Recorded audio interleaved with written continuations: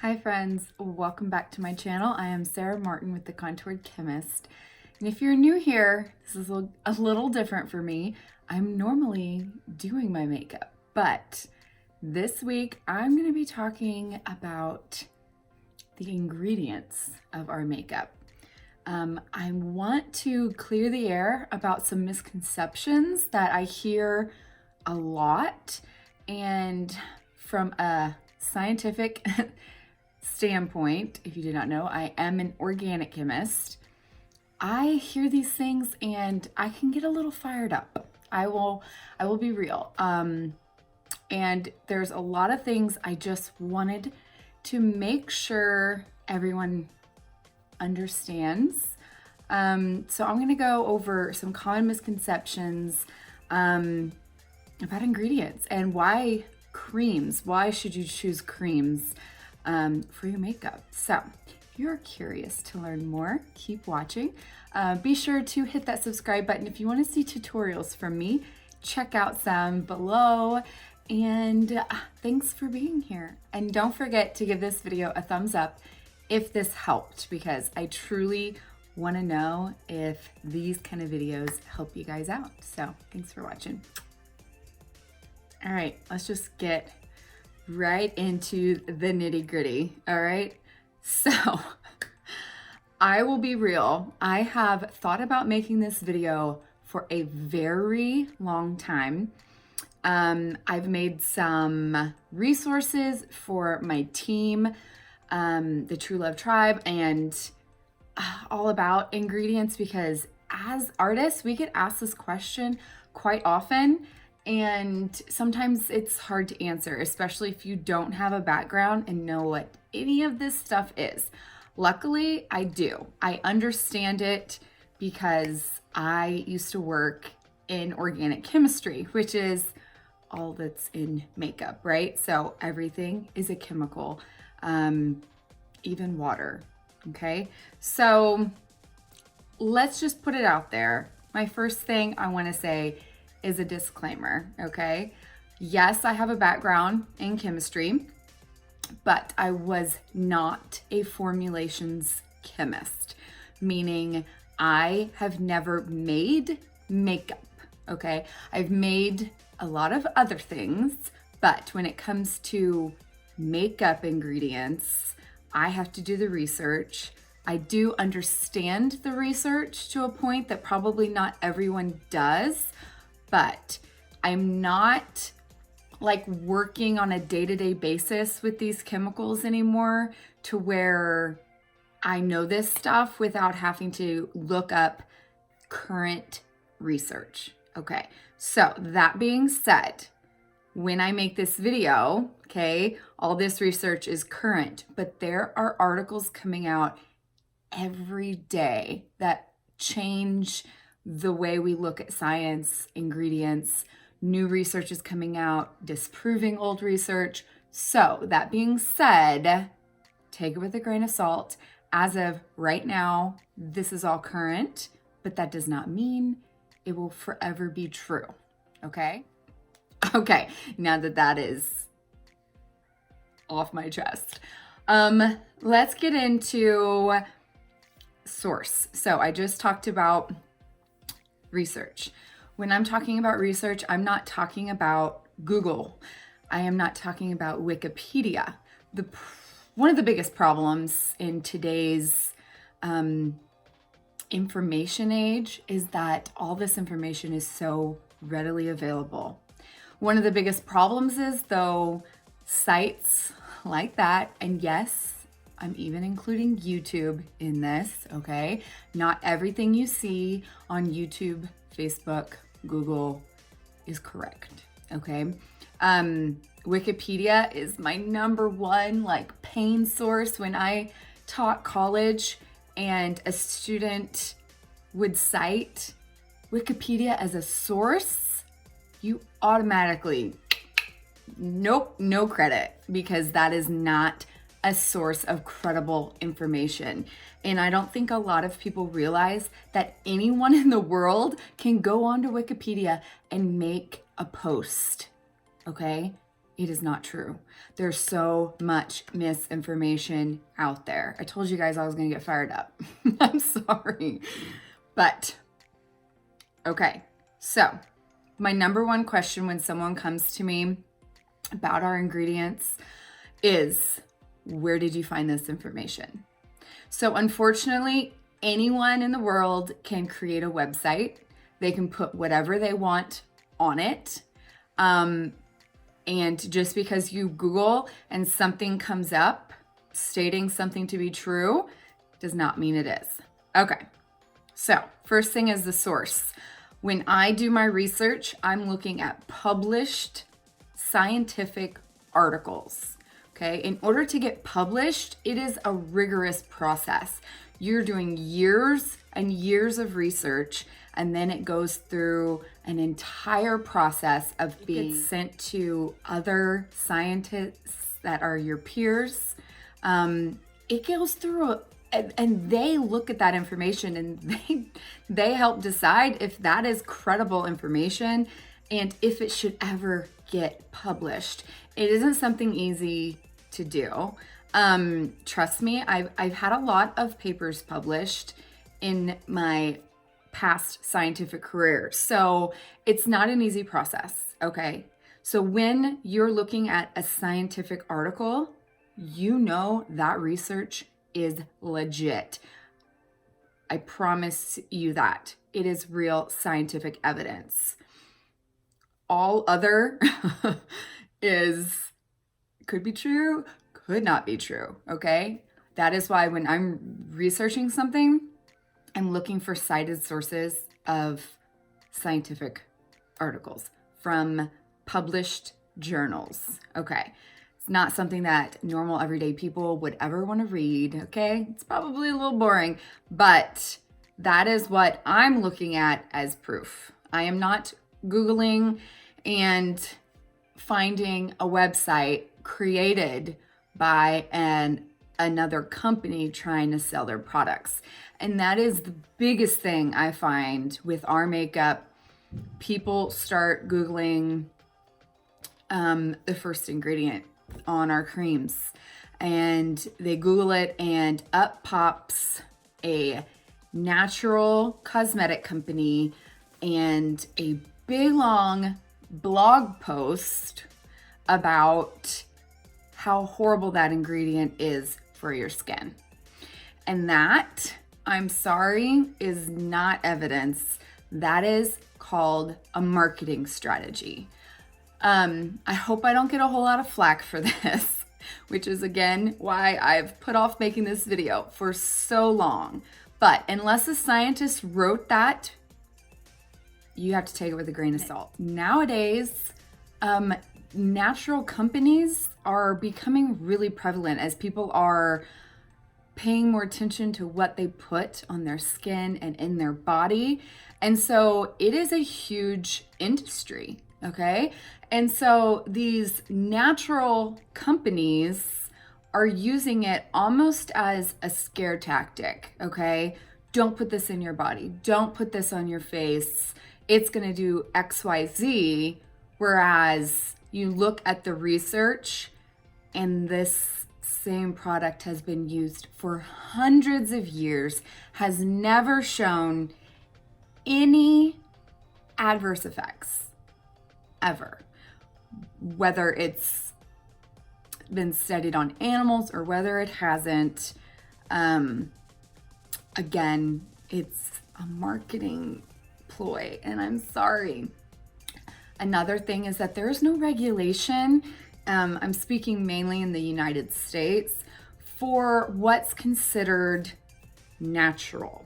Okay, so there are a lot of terms that are unregulated by the FDA or the cosmetic industry as a whole. So mascara makes certain claims, which they probably could make more, but they only use terms that are regulated and that can be proven, if that makes sense.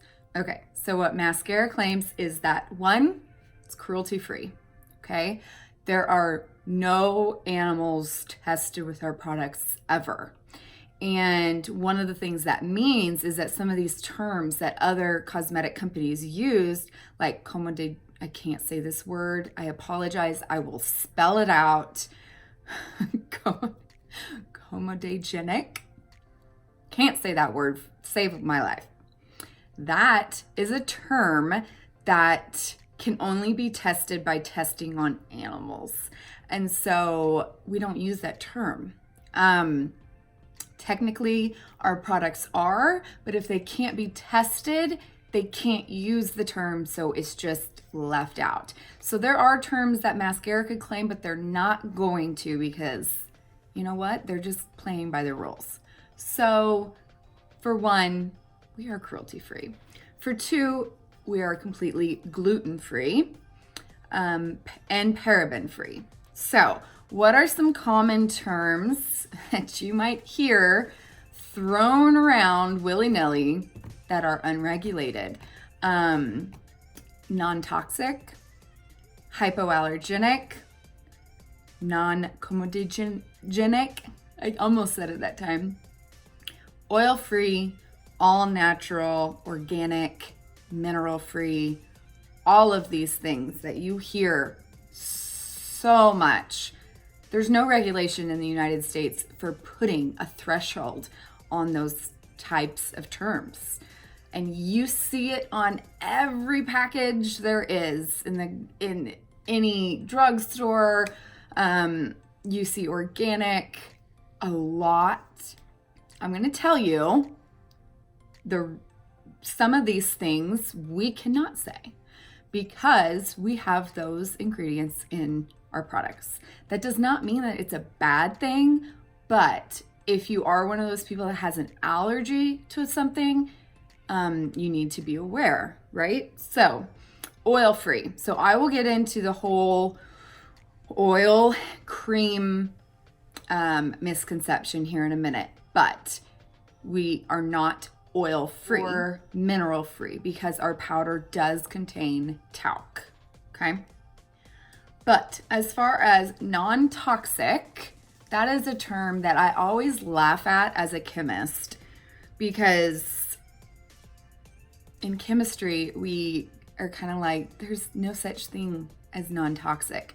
Toxicity, if you're going to get into the nitty-gritty term toxicity means the degree to which any substance may be harmful to your health or the environment if inhaled, ingested, or absorbed through the skin.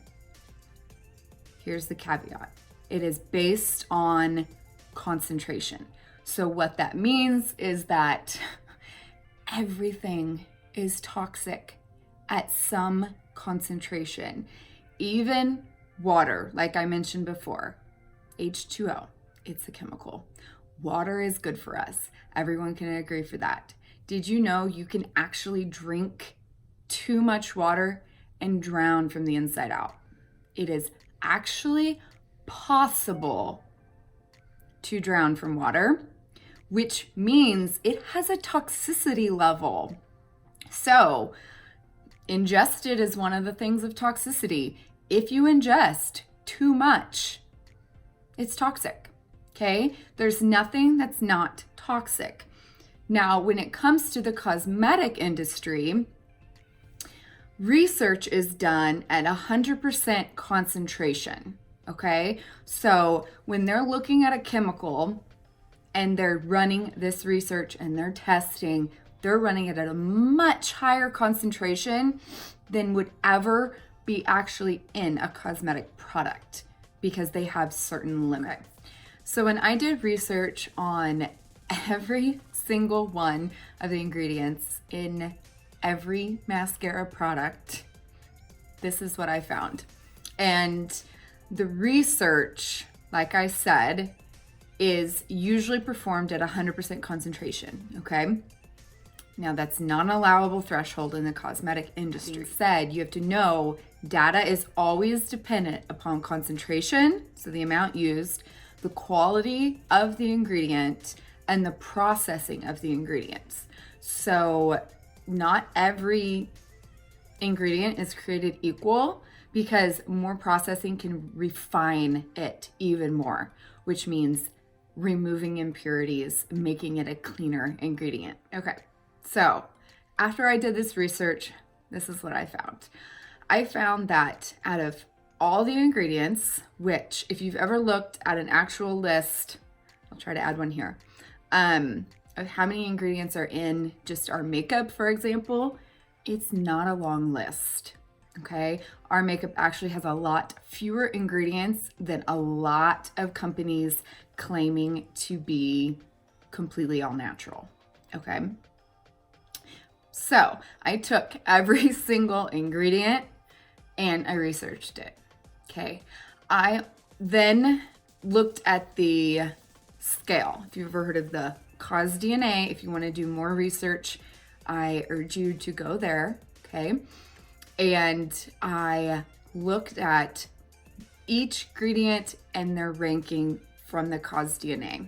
So they rank everything from a 0 to a 5. 0 meaning no chance that it's going to happen, 5 being the greatest risk. And they look at acne and irritation risks. They're looking at research whether if anything has been known to be a carcinogen, if research has shown it to be comedogenic, which all that means is it can tend to increase acne because it clogs pores. The problem with that test, and I want to be clear with this, I stated earlier, usually it's tested on animals. So it's usually tested on animal ears, rabbits to be exact. The problem with this test, there's no standardized test across the board. So if a company does test on animals and they're claiming that theirs is non-comedogenic, then it doesn't guarantee that that product will not create acne, because every person's individual skin enzymes make a huge difference in whether or not going to actually clog their pores. Every person is individual, and that test is not definitive saying that it's not going to clog your pores. Okay. In a minute, I'm going to go in to exactly why our creams can't clog your pores, but I'm skipping ahead. So, all right. So I went through this cause DNA. I found a total of 11 ingredients in all of our products that had anything higher than a 3 on their scale. Okay, so 1 to 2 is, it's 0, and it's 1 to 2 is negligible. Okay, so I figured 3 is pretty much in the middle. That is where you get into cause for concern. And so for those ingredients, I dug deeper into why they had that high of a rating on that scale. Looking at all of these ingredients, most of them, it's for, I don't want to say silly reasons, but it's for reasons that aren't even of a concern, because it is dependent upon really high concentrations can create problems, which aren't even allowed in the cosmetic industry, like talc. Talc is a naturally occurring mineral. It's in almost every powder known to man. But it can be dangerous if it's contaminated with asbestos, of all things, okay? Which asbestos is a carcinogen. It causes cancer. Probably most of you have heard that before. But cosmetic grade talc is so highly refined and purified, there's no asbestos in that, okay? But because of that, it's gonna rank high on the safe things like that. If things are not pure, they're gonna rank higher. But the cosmetic industry puts in these regulations for things have to be of a certain quality to be used in cosmetics. So most of these things are not even an issue whatsoever. There's some that are more controversial, like vitamin A palmitate. It is a unit of palm oil, okay? It's an antioxidant and it's a form of vitamin A. But the most used reason is that it can be absorbed in the skin very easily, very gently, and it actually gets converted to retinol once it's in your skin. So it is a very highly effective retinol treatment that isn't going to cause you to peel or all those bad side effects that retinol can create. But it's controversial in skincare, just like retinol and everything else. So even though it's proven to be really good for your skin, that is the kind of stuff that's like research is still ongoing all the time. And that's why, you know, the cosmetic industry will shift. If you don't want to use a retinol in your face products, then pick one that has no retinol. And it has a crazy amount of great benefits to the skin, but it is a personal choice whether you want to use it. So looking at all of these, I couldn't find anything that I saw in any way detrimental, in any way of a safety concern. There was no known carcinogens. There was no really toxicity issues unless it wasn't properly formulated. And once again, that's something that is regulated. Once again, it's all a matter of concentration, which is why that is such an important thing to note. Everything's toxic to a degree, just depends on how much is put in. So luckily, ingredients are regulated. You cannot just put as much as you want in anything, but that is not something I feel like we have to be concerned about, in my expert opinion. So, okay. So the next thing is I want to go over two of the biggest misconceptions when somebody looks at the ingredients of our makeup. And the first thing is the word petroleum. Okay. First and foremost, our makeup does not contain petroleum. All right. It is actually petrolatum. And to be more specific, it is white petrolatum. So people see a word similar to petroleum and they automatically think you have petroleum in your products. And that is not true. So here's the thing. Mineral oil, liquid paraffin, and white petrolatum are all derivatives of petroleum. Okay, so what is a derivative? A derivative is any chemical that is made from the reaction of two chemicals. So this is right up my alley because this is exactly what I worked on in organic chemistry. I would take two compounds, two chemicals, and they are considered parent compounds. It's what made the reaction. And you mix them together and it gives you a completely different chemical substance, okay? That is organic chemistry in a nutshell. So I was always trying to make something brand new.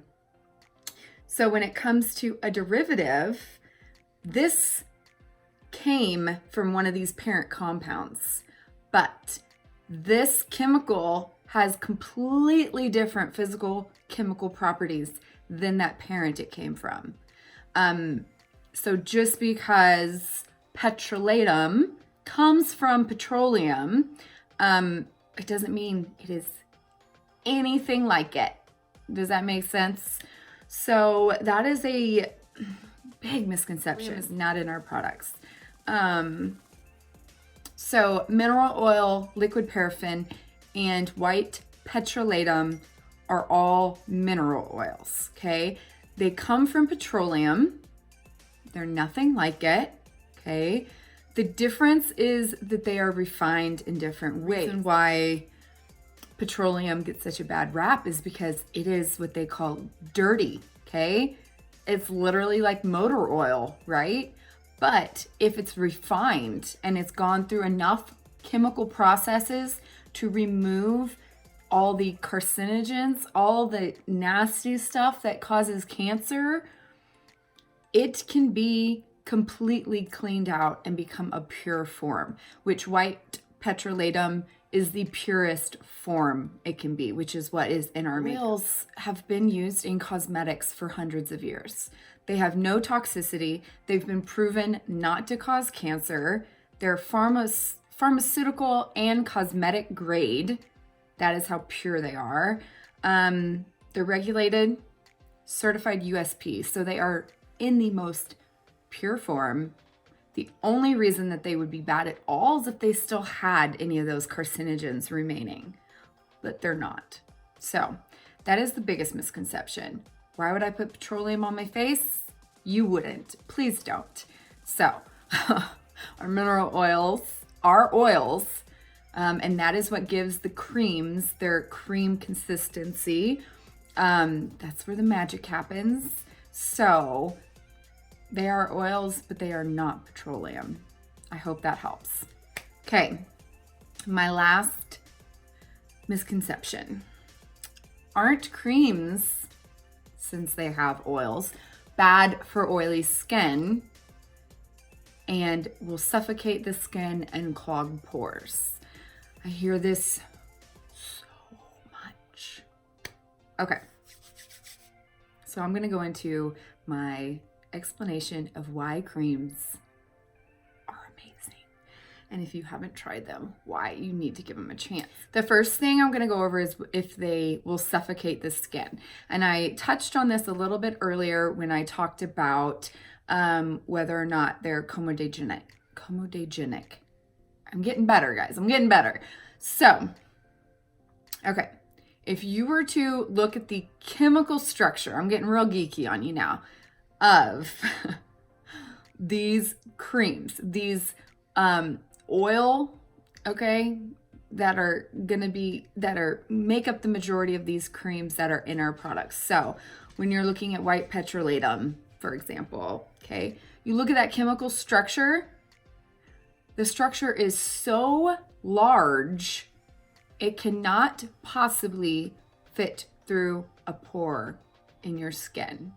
Okay, this is why it's a common misconception, but our creams will actually sit on top of your skin. They are known as what we call an occlusive agent. Okay, it creates an occlusive like barrier. Okay, the reason why this is so good for your skin is that it actually will sit on top of your skin and it holds water in. So, okay, so an occlusive agent means that it actually is preventing water loss. So what it does is it sits on top of your skin, okay? It holds water into your skin, and then it also protects your skin from environmental factors like pollution and damage and that kind of stuff that you don't want getting in. So it actually, this is one of the reasons why creams are so moisturizing, because all that natural water loss you would have in a normal day keeps it in. So it's actually amazing at keeping the skin hydrated. So all that protection from irritation of outside sources, just because it's sitting on top of your skin does not mean it's suffocating the skin. This is another big misconception. So your skin does not breathe, okay? Your skin, so when they say, oh, creams, your skin can still breathe, that's not true either. Your skin doesn't breathe, okay? Your skin does not get oxygen from the air, it gets oxygen internally from your bloodstream. So you can't suffocate your skin, and you can't clog your pores by it going into your pores. So occlusive agent, remember that. Okay, so aren't creams bad for oily skin? So this is another big misconception, and a reason why a lot of people with oily skin have oily skin their whole lives, because they don't realize what they're doing to their skin. Oily skin, they think oily skin doesn't need any more moisture. These creams are gonna make me a greasy mess because they're so hydrating. My skin needs to be dried up. I need to put a matte foundation on and dry up all that oil and stay non-greasy.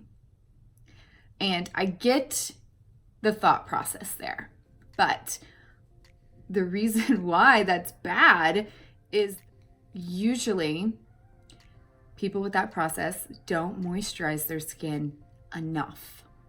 Okay, they think they need to dry out that oil, and so they don't moisturize. Their skin overcompensates by being dry by producing more oil. And so where you think you're doing a good thing by stripping your skin with these cleansers that are supposed to be for, you know, oily skin, and they are harsh and they strip that oil away, and you feel non-oily for a slight period of time, your skin starts overcompensating and it starts producing more oils to moisturize the skin that has then just been stripped of all of its natural moisture. So it's like a catch-22, and it just keeps doing this process, and you just keep getting oilier, and it's no bueno, right? You need to actually balance your skin. And one of the first things to balancing your skin is getting the pH right and moisturizing. Creams will actually help your skin over time because, like I said, they're gonna hold that water in, prevent that excess moisture loss. And yes, I will say, if you are an oily skinned girl starting to use this makeup for the very first time and you haven't started with a new skincare regimen to add that moisture and balance your pH like our milk system, then you're gonna have to maybe do a few more steps until your skin gets used to using a cream product. So that being said, you might need an extra setting spray or a primer or powder until your skin adjusts and regulates and gets used to that extra moisture. And then I promise your skin is going to love it. I used to have really problem combination skin. So dry certain areas, oily in others. The milk system, I credit it mostly to our milk cream. Completely balanced my skin. My skin is normal. I'm not dry, I'm not oily.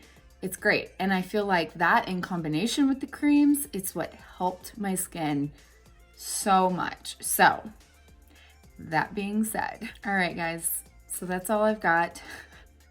Hopefully that isn't way too much information. Hopefully it made sense and you understand everything I talked about.